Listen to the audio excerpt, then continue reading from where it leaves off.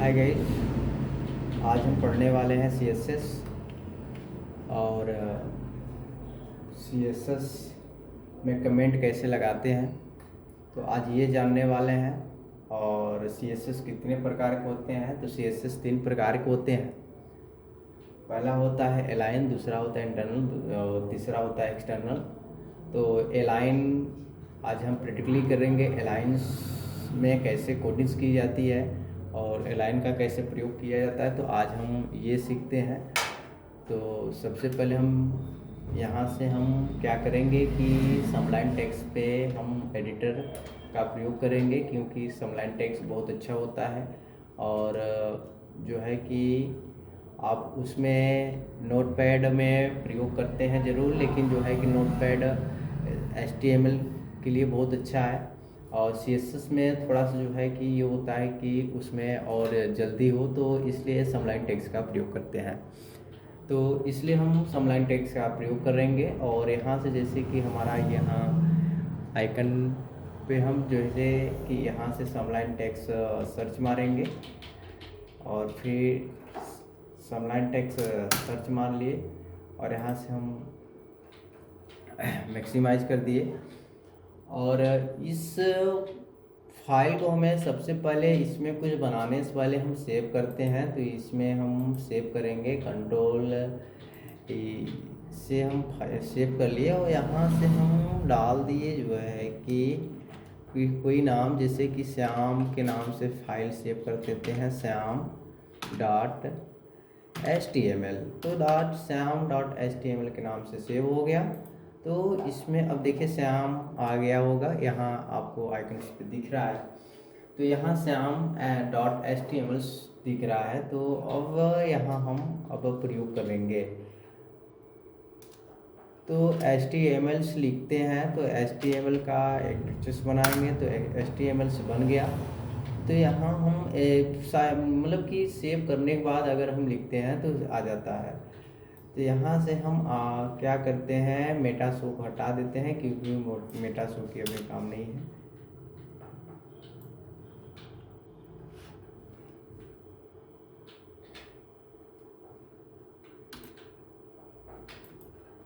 और यहाँ टाइटल्स दिया है, तो टाइटल्स में हम कोई टाइटल्स दे देते हैं, जैसे कि SSR कैपिटल्स में लिख लेते हैं, SSR स्पेस नहीं है, SSR computer centre COM PUTR computer centre CNTR centres हो गया। अब यहाँ से जो है कि हम थोड़ा सा HTML बॉडी इंटर करेंगे। और इंटर करने के बाद जो है कि कैप्स लॉक दबाने के बाद ये आपका जो ये छोटा में बड़ा किया था, छोटा में स्मॉल में लिखेंगे। तो यहाँ से अब हम प्रयोग करेंगे, जैसे कि H1 लाइन का प्रयोग करना चाहते हैं तो H1 और फिर जो है कि स्पेस और आप लिखेंगे स्टाइल। तो यहाँ हम इसका प्रयोग करेंगे।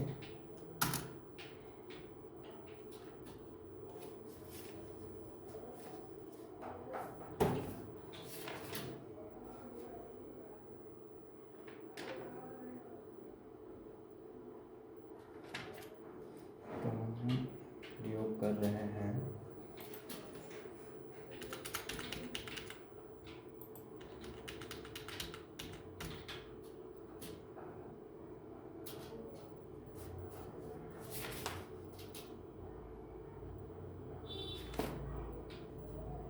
जैसे टाइटल्स लिख लिए।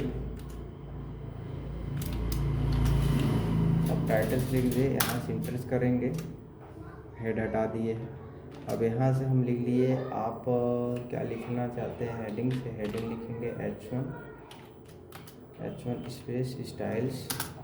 अब स्टाइल्स इसमें लिखेंगे कलर, इसे कलर्स आ गया। और इसमें लिख दिए रेड लिख दिए।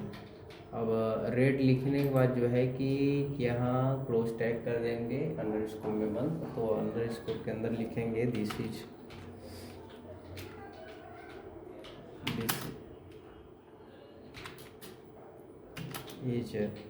वेडिंग के लिए जैसे कि this is computer, COMPUTR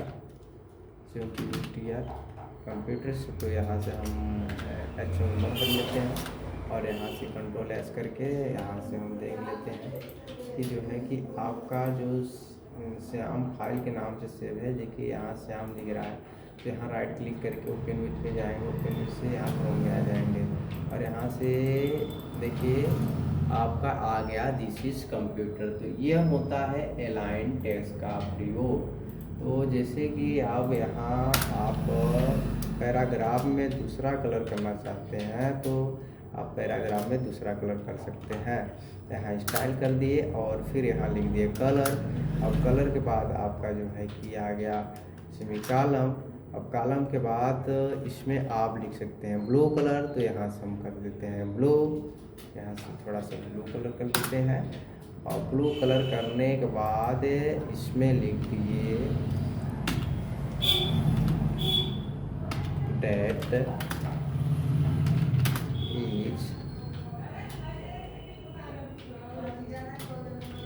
is RAM या रैम लिख देते हैं रैम। और यहाँ से आपका जो है कि पैराग्राफ बंद हो गया। फिर हम कंट्रोल एस कर लेते हैं। कंट्रोल एस करने के बाद और यहाँ से हम सर्च मारेंगे, देखिए आपका जो है पैराग्राफ आ गया डेट इज रैम। इस प्रकार से आप इलाइन का प्रयोग करते हैं। तो अब प्रयोग करेंगे जो है कि इंटरनल का। अब एलाइन का प्रयोग कर रहे थे, प्रयोग करेंगे इंटरनल का। इंटरनल का प्रयोग कैसे करते हैं, तो इंटरनल का प्रयोग कैसे करते हैं तो इस प्रकार से अब देखेंगे।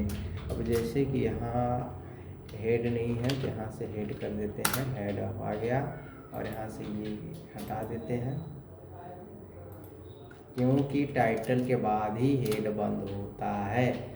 टाइटल के बाद हेड ही बंद होता है। अब टाइटल के बाद हेड ही बंद होता है तो ये एलाइन का प्रयोग किए तो इसे हटा देंगे। तो एलाइन अब प्रयोग करेंगे कैसे जो है कि कलर होगा। तब एलाइन का प्रयोग कर रहे हैं तो एलाइन में आप यहाँ लिखेंगे स्टाइल।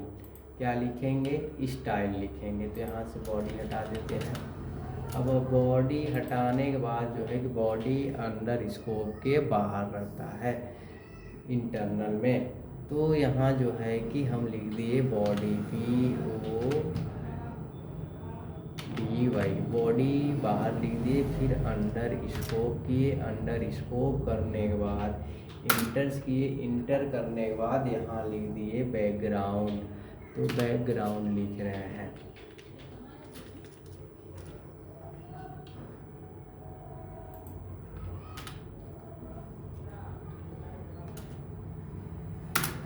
यहाँ से पहले हम लिखेंगे स्टाइल। स्टाइल लिखने के बाद आप यहाँ से इसे डिलीट कर देंगे, इसका भी कोई काम नहीं है। इसे डिलीट करने के बाद आप इंटर कर देंगे। इंटर करने के बाद जो है कि आप यहाँ लिखेंगे बॉडी। तो बॉडी लिख लिए। बॉडी लिखने के बाद अंडर स्कोप करेंगे, ऊपर बॉडी लिखने के बाद अंडर स्कोप करेंगे, इंटर करेंगे। अंडर स्कोप करने के बाद यहाँ लिख दिए बैकग्राउंड कलर। तो यहाँ से आपका जो है कि बैकग्राउंड कलर्स हो गया। बैकग्राउंड कलर अगर ब्लू देना चाहते हैं तो बैकग्राउंड ब्लू कर देते हैं, अगर पिंक करना चाहते हैं तो पिंक हो जाएगा। देखिए बैकग्राउंड आपका पिंक हो गया। और यहाँ से कंट्रोल एस करते हैं और फिर यहाँ सर्च मारते हैं तो आपका बैकग्राउंड पिंक कलर हो गया। और फिर इसमें जैसे कि आप पैराग्राफ में कोई चीज़ लिखना चाहते हैं कि पैराग्राफ में जो है कि कोई चीज़ लिखे हैं तो कलर हो गया। जैसे कि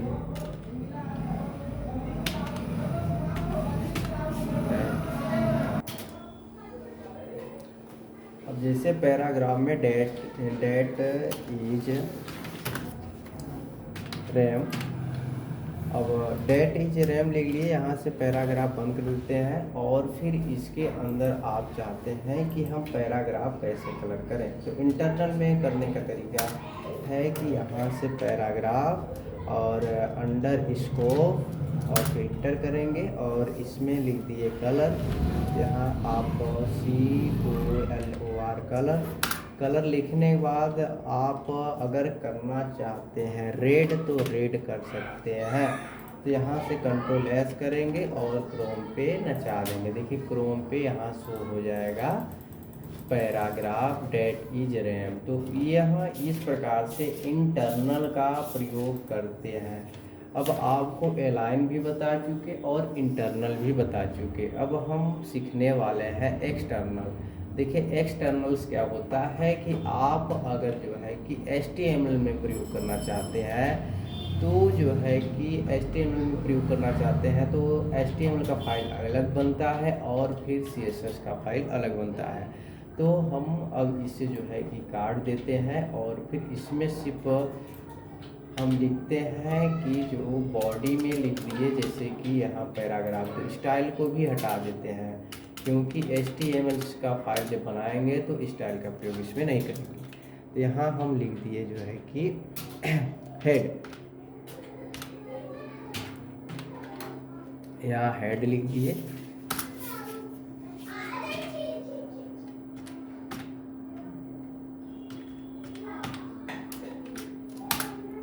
और इसमें लिख दिए जैसे कि हेडिंग H1 किए, H1 को बंद किए, फिर हेडिंग के अंदर लिख दिए introduction to computer.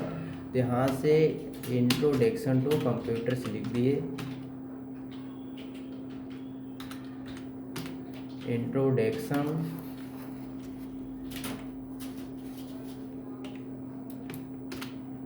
Introduction to computer.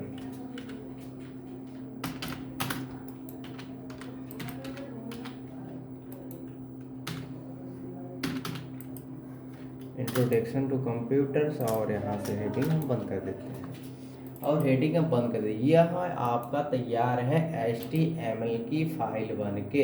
अब जो है कि अब Ctrl+N करेंगे और Ctrl+N करने के बाद हम CSS का फाइल सेव करेंगे। तो CSS का फाइल सेव करने के लिए Ctrl+S दबाइए और क्या नाम से सेव था, श्याम नाम से सेव था फाइल। देख लेते हैं फिर से, नहीं तो फिर गलत हो जाएगा। देख लेते हैं किस नाम से फाइल सेव था। तो यहाँ से हम क्लोज कर देते हैं। तो फाइल श्याम.html के नाम से सेव है, तो सेम एक ही नाम से सेव होनी चाहिए। तो यहाँ से हम Ctrl+S कर दिए और यहाँ से लिख दिए श्याम